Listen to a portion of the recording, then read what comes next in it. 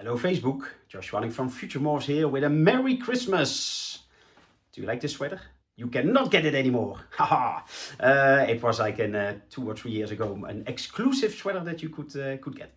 But anyway, I'm making this video well, for two reasons. One, it's about the reptile market and the sales.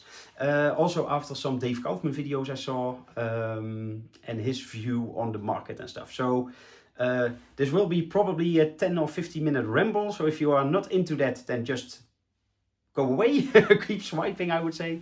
But otherwise, well, keep listening. So just to have a little idea about the market and stuff. At least let's first start about corn snakes, because I'm into corn snakes, of course. So a lot of people, quite some people around here in the Netherlands and Germany and at reptile shows and stuff, you hear the sentiment going around saying, oh, corn snake sales are not good this year. Oh, I don't know what to do with my babies. Should I quit? Stuff like that. And the reason behind it is sort of pretty simple, but maybe a little bit of a longer story. 2024 was basically a really good year for selling corn snakes. And that's all because of, in China, they had like a booming market. So I started selling to Chinese buyers probably 2017, 2018, or maybe even before, but quite some years ago. In 2023, it became a little bit bigger. I got a few more customers from there already, but especially 2024, it was just crazy. They basically bought everything that was expensive. So every palmetto they liked, every scalers they liked, every almost at least, but microscalers a little bit less, but microscalers they also bought eventually, especially also palmetto scalers, the combination. They just went crazy. And the reason is pretty simple. The market there was really big and growing, and people still paid a lot. So, for example, and by the way, this story is not just me, it's also breeders around me, but also from America and all over the world, basically. They really bought everything that they could get their hands on, basically, in China. Well, for instance, I don't know, let's say I had a palmetto on my morph list for 150 euros. Wholesalers bought a bunch of them, so they got a discount. Or let's say they bought a palmetto for 100 euros. Then they still had to export it, of course, into China. So that also cost 20, 30, 40, maybe 50 euros. So let's keep it simple, simple round numbers. They could buy a palmetto for 150 euros and it got, for that price shipped to China or Hong Kong. If that same snake was worth 400, 500 euros in China, then it's a really easy way to make money, of course, because you just buy them from me, maybe in 50 at a time, 100 at a time, like big amounts. You just import them and you just know you can sell them to your customers for 2, 3, 4 times the price. If that is the way the world is going, of course, it's really easy for me and everybody to sell their corn snakes, but it's also easy for the customers to make their money back, of course.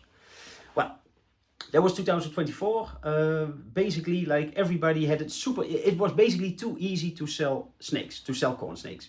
Because people just messaged me and said, hey, you have this, I want them, I pay them, whoop, and gone, super easy. Well, then 2025 came and a lot of people, well, I already did not expect it. I hoped it, but I did not put my money on it, basically. But 2025, the Chinese market went down, let's say, or the market is dead, or however you want to call it.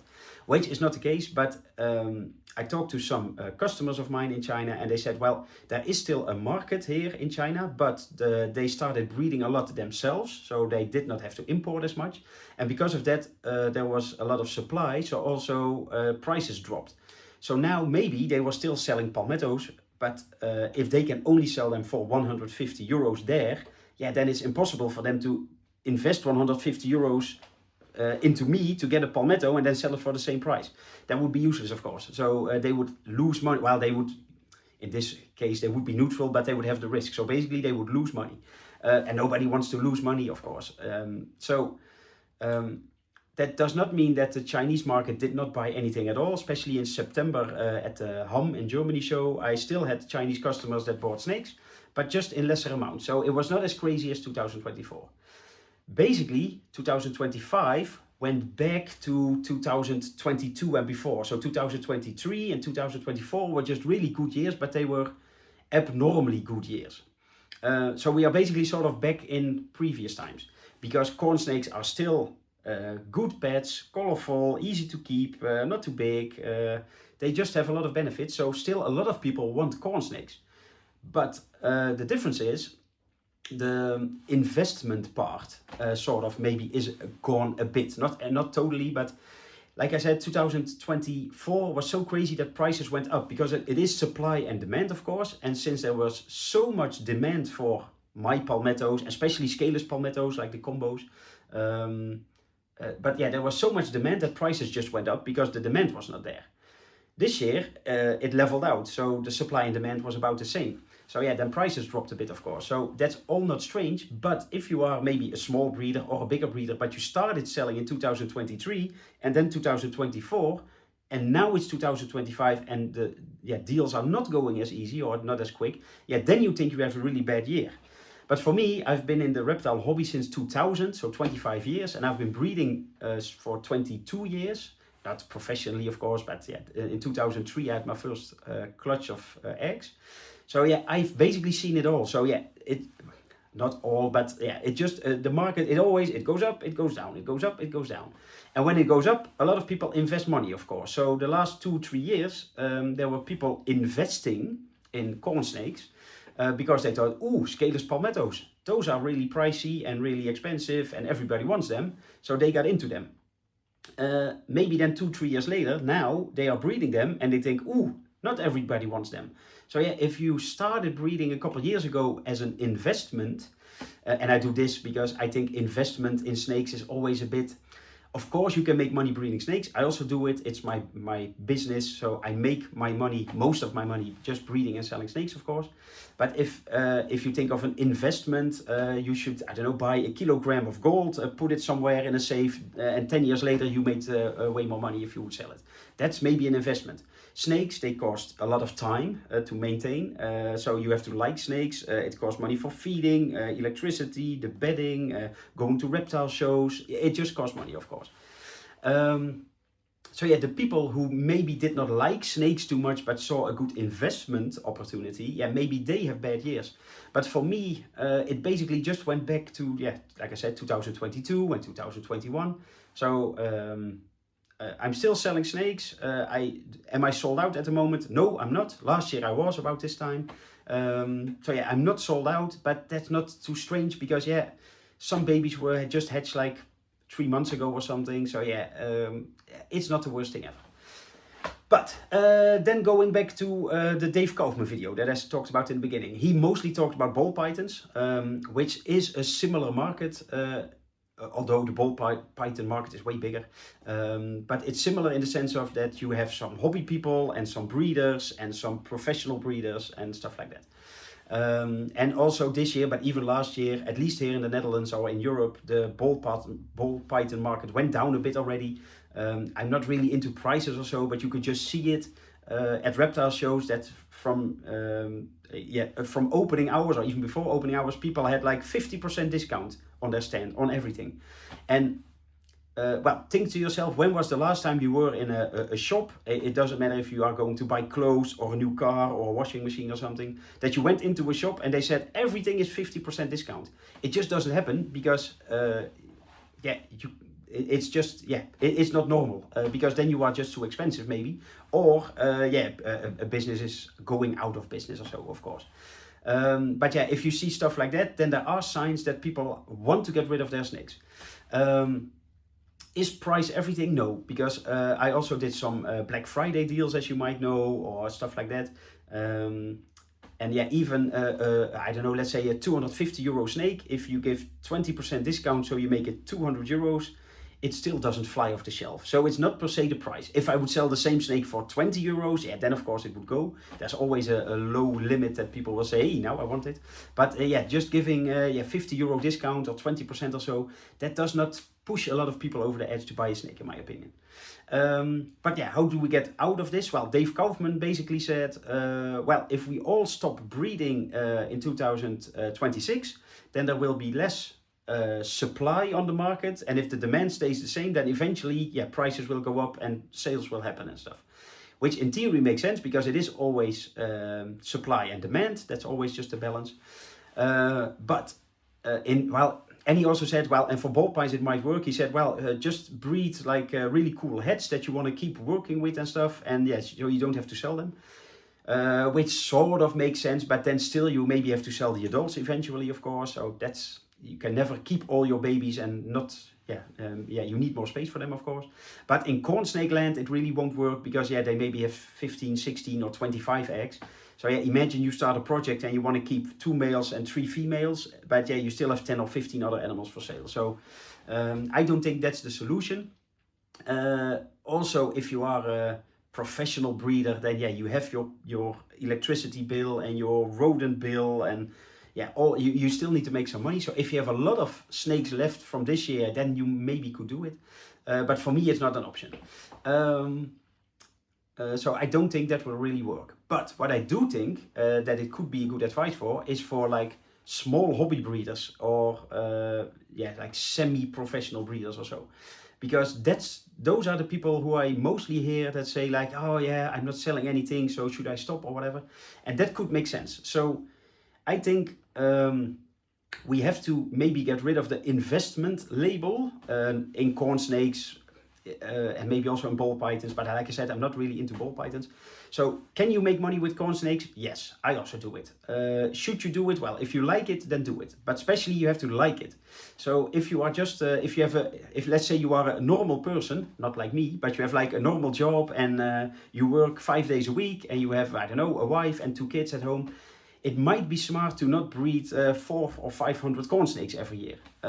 Or maybe even 100 could be too much for you. So can you, do you want to make some money and breed some snakes? Well, then do it, of course. I'm not stopping anybody. But keep in mind, like the other side of the balance is just think for yourself, how many snakes could I keep and raise and support financially as well if they don't sell?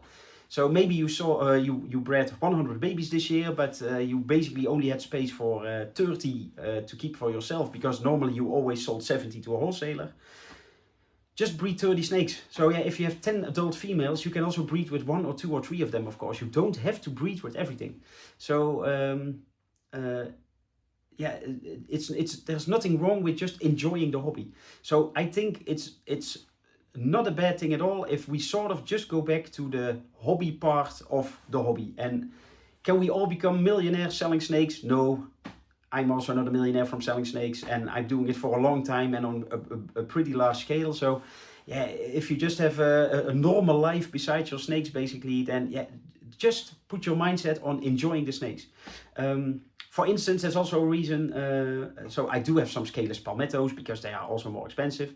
But I also have certain morphs not in the collection anymore. For instance, Cinder. I don't have any Cinder in my collection. Is it a bad morph? No, not per se, but I just don't enjoy him as much. So I have some racks here empty, but let's say I want to get 5 new snakes this year. I could say, oh, let's buy Cinders because everybody wants them, or because they are really expensive at the moment or whatever, but I just don't like them. Well, it's not that I hate them or so, but there are better morphs out there, I think, than some Cinder combinations. So that's why I rather use my space for animals that I like to look at and take care of and also breed. So that's, it's a lot of rambling, sorry for that, but basically, let's just go back to the hobby part. And there's nothing wrong with keeping 1 snake. There's also nothing wrong with keeping 20 snakes, but you don't have to breed all 20.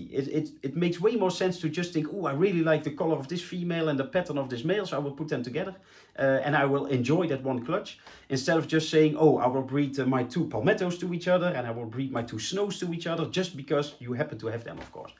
If you can sell them, no problem at all. Maybe you have like a reptile shop that wants them, or you have a wholesaler or whatever, that's fine. I also do it, so I don't want to stop anybody from breeding. But just think about your maximum limit sort of for yourself. And if you are watching this video at this moment, like in end of December 2025, and you think like, but Joshua, I still have 20 snakes left that I cannot sell, or maybe 40 or whatever. Just contact wholesalers or shops or whatever and say like, hey, there's nothing wrong with these snakes. They are feeding, they are doing well, they're growing, they're really nice. I would sell them for 50 euros each normally, but I really need to get rid of them. So do you want them for free? I think that's quite a good option, because then you just give all the responsibility to the shop and they can sell them and make money, but at least you have them gone. So basically, yeah, you can get rid of your snakes, I think. By the way, don't message me. I don't take anybody's snakes. I only sell my own snakes. But that is an option if you are really with your hands in your hair and you think, they're growing out of their tubs and I don't have space and stuff. So you don't have to sell them all individually, of course, to private people. You can get rid of snakes if you just give them away cheap or whatever. I would not advise to put them for free on like Marketplace or Facebook ads or whatever, because then you might get people that are not capable of paying a snake and maybe also taking care of them properly and stuff, of course. So I would not offer them for free publicly, but if you just give them away to a shop or a wholesaler, I think it could be a win-win for everybody. I don't do it myself because I still sell my snakes, of course, but it is just an option if you really are stuck with the snakes and you cannot think of anybody to take them. Just contact a wholesaler or a local pet shop or whatever. Well, there was a lot of rambling. I hope it sort of makes sense. If not, then leave a comment. Also, if you do agree or something, or if you have different ideas or different plans for 2026 for your breeding plans, then definitely leave a comment. But let's keep it nice, of course. So if somebody says, I will breed everything, and somebody says, I don't breed at all, then they are both fine options because it's always just personal circumstances, of course. That was it for now. Thanks for listening. Bye-bye.